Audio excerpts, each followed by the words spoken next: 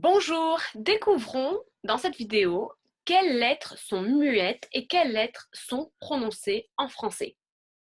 Hello, let's discover what letters are muted, so silent, and which letters are pronounced in the French language. Cela peut en effet être souvent une source de confusion quand des nouveaux élèves apprennent le français et ne savent pas distinguer les lettres muettes aux lettres prononcées. So it can be a source of confusion for new students learning the French language to try to distinguish between which letters are silent and which letters are pronounced. Donc, tout d'abord, des règles et des exceptions. So first of all, some rules and exceptions. Nous prononçons les voyelles à la fin d'un mot en français, c'est-à-dire A, E, I, O, U, Y. Ce sont des lettres que nous prononçons à la fin d'un mot. Toutes les autres lettres dans l'alphabet français sont des consonnes et généralement les consonnes ne sont pas prononcées en français. So vowels A, I, E, O, U, and Y are usually pronounced at the end of a word. All the other letters in the French alphabet are considered consonants and so they would not be pronounced, usually. Mais il y a certaines lettres que si l'on les voit à la fin d'un mot, ces lettres vont être prononcées. Ce sont les lettres B, C, F, K, L, Q et R. So there are letters that pronounced at the end of a word will be pronounced, and those letters, consonants, are B, C, F, K, L, Q, and R. Les lettres on peut se rappeler en utilisant l'acronyme CAREFUL en anglais pour se rappeler que c'est surtout les lettres C, R, F et L qui sont prononcées. Je vous donnerai des exemples. So, particularly the consonants that spell out the word careful, the acronym CAREFUL may help you remember, are the ones that are pronounced. Donc, par exemple, si je dis un parc, je prononce le C. I pronounce the C at the end. Le fer, je prononce le R. Neuf, je prononce le F. Et avril, je prononce le L. Donc, those are just a few examples. Le B est généralement une lettre qui est prononcée. Des exemples seraient Maghreb ou Snob. So the B is usually a letter that is pronounced in the examples I just gave. Ça, il ne faut pas oublier que la plupart des mots d'origine étrangère vont prononcer la lettre à la fin, notamment les mots qui sont d'origine étrangère et qui viennent d'un pays anglophone, tel que snob. So do remember that often words that were borrowed or used or taken from a foreign language are going to have their their last consonant to be pronounced. Such as snob, which we've taken from the English, we would pronounce the B. Mais il y a des exceptions, comme dans le plomb, nous ne prononçons pas le B. But of course, there are exceptions, such as le plomb, where we do not pronounce le B, the B. Le C est généralement une lettre prononcée à la fin. So usually the C would be pronounced. Un truc, a thing, un flic, a cop. Et il y a quand même des exceptions où on va prononcer soit différemment ou pas prononcer du tout. There are exceptions where the C may not be pronounced or pronounced differently. L'estomac, stomach, le porc, le tabac, tobacco, blanc, blanc, white. And that's a huge mistake. I'll just put like a side note, but that is a huge mistake that English speakers make, especially when they talk about white wines and how it becomes Sauvignon Blanc. We don't say the C, we don't pronounce the C. That would follow that exception. So you now are in the know of saying le vin blanc. Blanc. On ne prononce pas le C à la fin. Alors, ensuite, le F est généralement prononcé. So the F is usually pronounced comme actif, un œuf, un egg, un chef. Quelques exceptions où le F n'est pas prononcé ou est prononcé différemment.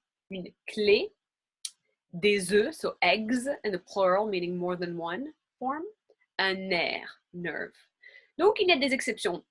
Vous allez peut-être me dire, mais il y a tellement d'exceptions, comment je fais pour apprendre ces règles, apprendre ces exceptions? Je vais vous aider en vous conseillant, quand vous entendez un mot qui ne suit peut-être pas la règle que vous avez apprise, mentalement, répétez-le 3 fois ou si vous le voyez, notez ou faites souligner cette lettre pour justement vous dire que cette lettre va être prononcée. So you may say, but there are so many exceptions to the rules and learning the rules and then the exceptions. What can I do about it? Well, learn the rules, and when you learn the exceptions to the rules, if you hear it, mentally pronounce it 3 times to note that difference. Or if you see it, you may want to highlight or even underline it to know, oh, I would pronounce this. Le K est généralement prononcé. Okay, the K is usually a letter that is pronounced. There's not that many words that end with K in the French language. Comme un anorak, hein? Un look, again, taken from the English. Le beefsteak, steak, beefsteak. Steak aussi, c'est vrai. Donc, le L, on avait dit que le L est généralement prononcé. So, we did say that the letter L was usually pronounced. Donc, répétez ces quelques exemples. Il, avril, the month of April. Un hôtel, un bol, gentil, so kind, des outils, un œil. Eyes. Il est à noter que le L peut être plus accentué ou moins accentué. Dans les mots comme gentil ou outil, on entend très peu le L.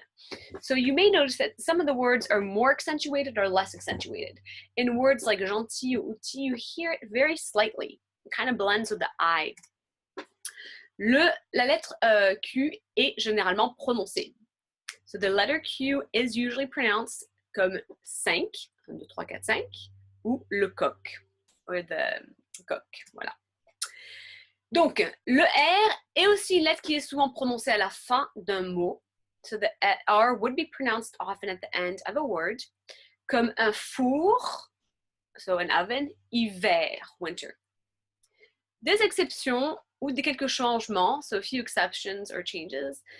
Quand on voit que les lettres, les verbes se terminent par ER, en fait, le ER, donc ces 2 lettres ensemble, vont former le son E, comme jouer, chanter, parler, etc. So verbs that end in ER, and I have a whole lesson on that if you're interested, we actually wouldn't pronounce the R, we'd pronounce the E and R together, combined as E, comme jouer, chanter, parler. Et il y a certains mots aussi que nous allons donc prononcer en E et non ER.